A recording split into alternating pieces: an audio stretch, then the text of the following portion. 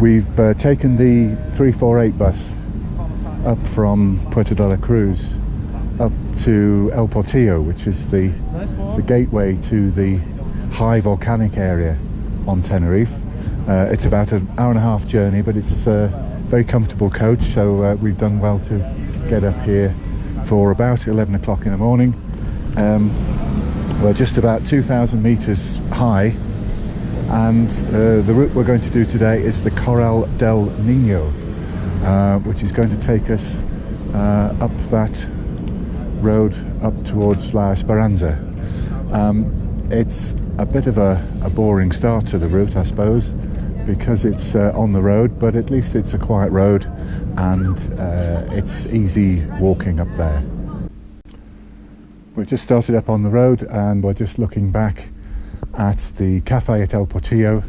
The 348 bus still hasn't left for the Parador, and of course we can see in the background as ever the huge bulk of Teide, which is about 3,700 meters, so it's a good 17, it needs 2,000 meters above where we are now. Just off to our left is Montaña Alta. Not all that high really, but it's a good little walk up and around that if you don't have too much time from El Portillo.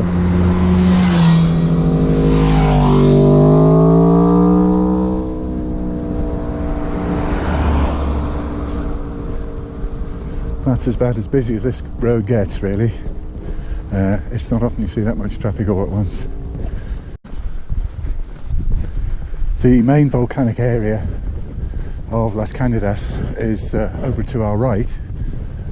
Over to our left is the Orotava Valley, which is our ultimate destination. Just pull off while there's a car coming. It's a beautifully clear day today, so we can see right down into the Orotava Valley there. But it's great just to take in the scenery and the colours of this high volcanic area. Again, Teide's looking over us just to our rear. We've just reached the bend now, and as we look way into the distance, way beyond Montaña Alta, which is the dark brown hill we can see in the foreground, way beyond that, way beyond the trees, we can see another of the Canary Islands, which I'm pretty sure is La Palma. I think it's too far away to be La Gomera. I think La Gomera is round the corner to the left a bit. So we have a fantastic panoramic view, including Teide, La Palma, and all of the Teide broom, the Teide heather, and the lovely colours on this high volcanic landscape. Well, there really is no cloud today, which is exceptional. So we can see Montaña Alta over here, and Teide, of course. We can see the entire left flank of the Orotava Valley, and way down in the bottom, it's probably going to be very small on a wide angle lens, but you can see the whole of the settlement down below there. So you can see Los Rialcos, you can see Punta Brava, you can see Puerto de la Cruz, you can see a bit higher up the villages, higher up the valley, like Aguamansa, and then over there you can see more towards El Rincon and Santa Ursula, and then way up the coast, and you can just about see the right-hand flank of the Orotava Valley, and you can even see beyond that, heading eastwards up the north coast of Tenerife.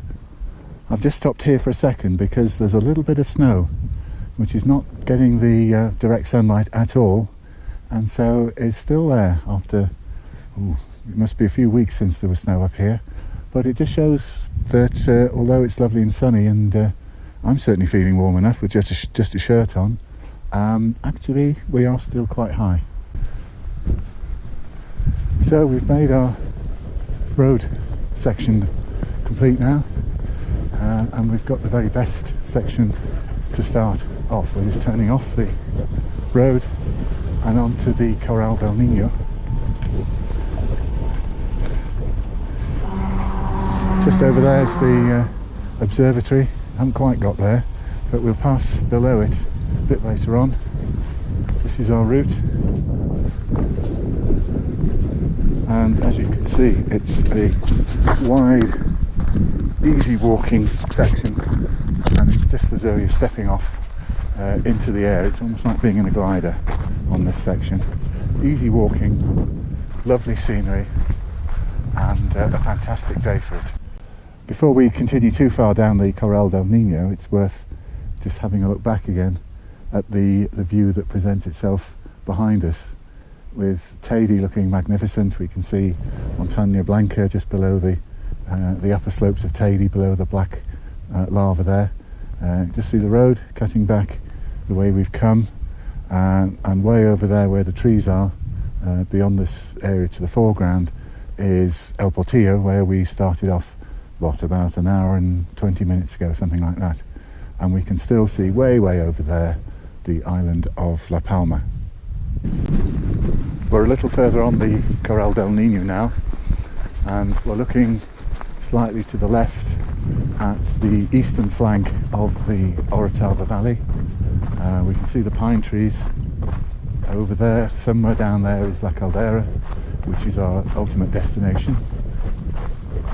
Here we've got a different colour pumice altogether. It's pretty much black, so clearly whatever was coming out here is some sort of different composition to what we've seen so far, the sort of the mid-brown tone.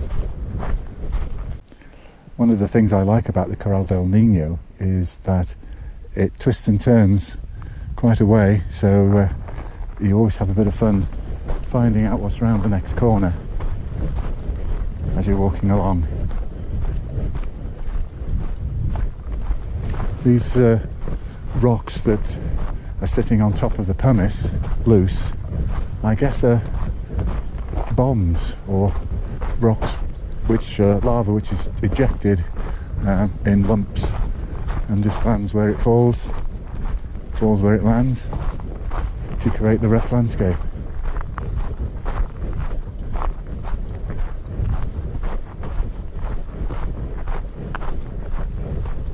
And over in that direction, just over there, is Montaña Limón, which is our lunch point. This is a place I love on the Corral del Nino because it's one of nature's sculptures, really. Beautifully eroded pumice, almost black pumice. And of course it's slightly different every time you see it because erosion is constantly taking place. So if I dig out my photographs from the last time I was here, it won't look quite like this. Here we have a little wayside shrine. Quite often see these on some of the more popular footpaths. Clearly this is well tended. Somebody's left a few flowers by the wayside there. I'm not sure if they're plastic or real, but never mind. We've reached the point now where we are going to leave the Corral del Nino and head off just slightly to our left on the path that will take us to Montaña Limón, which the sign says is 1.2 kilometres, and then it'll take us beyond that down to La Caldera. The trail network, we're actually still in the, well, we are in the Teide National Park, and we'll shortly be leaving it, but these signs belong to the Teide National Park, and they're very good signs, very informative. So the Spanish for footpath is sendero or sendero. We're in number 34, heading for Montaña Limón, and we shouldn't be too long before we're having lunch.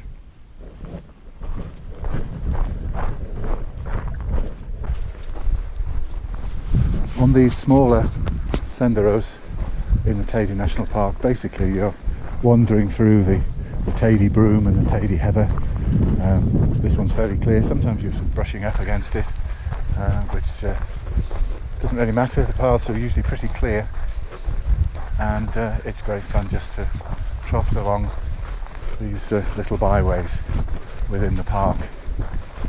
We're shortly coming up to the turn where you head for the summit of Montaña Lamun.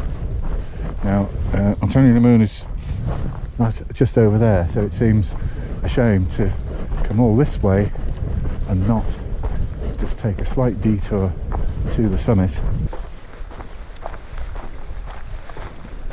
You can see how the paths never really get indistinct, because some kind soul has been along and marked them with stones where they might get lost.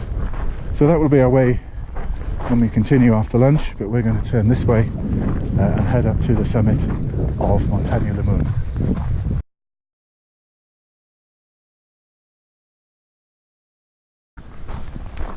Here we are, we're back from our lunch break now on the top of Montaña Lamun, just joining the main sendero again and heading off down towards the forest area.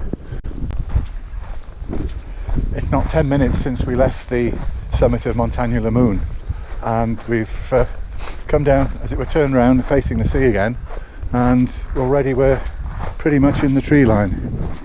There's Montaña Lamun, the summit up there. We could have come straight down almost, couldn't we? But we're just coming up to the tree line now, and it's pretty much exactly 2,000 metres. As you can see, the trees are a bit sparse at first, but we'll soon find ourselves in the forest proper, and then we'll have quite a bit more shade from the sun. It's quite a sunny day, so I've got plenty of sun cream on. I don't know if I'm getting burnt at all. I don't think so. Good view across over there to the flank of the Orotava Valley, and again, I hope you can see it, but there's La Palma way beyond, looking like it's basically floating in the sky.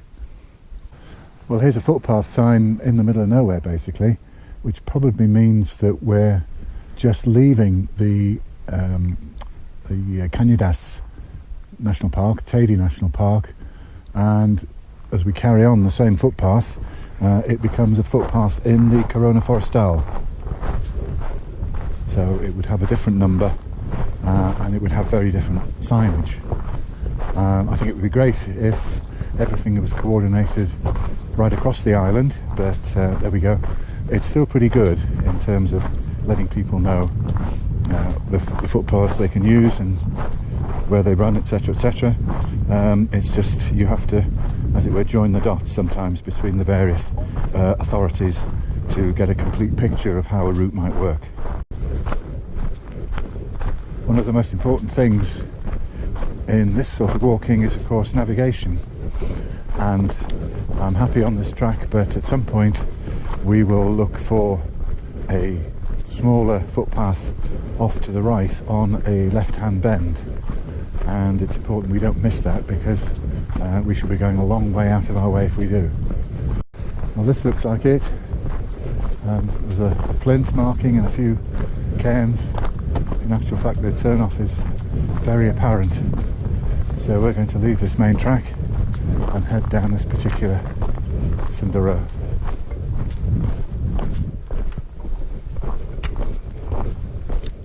So we'll take this route, and then we'll head not straight up the trackway that way, but we'll head down this one.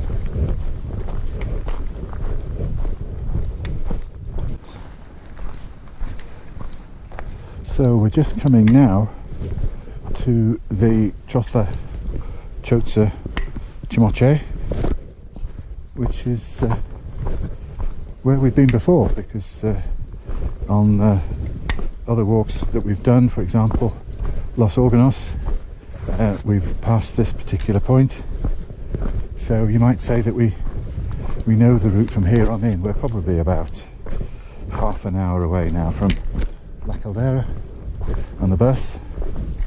So there's a nice little robin just landed in the bush there. Nice to see.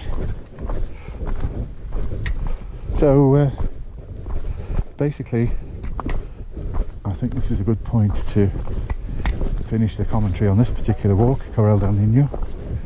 Hope you've enjoyed it, and look forward to seeing you on the next one.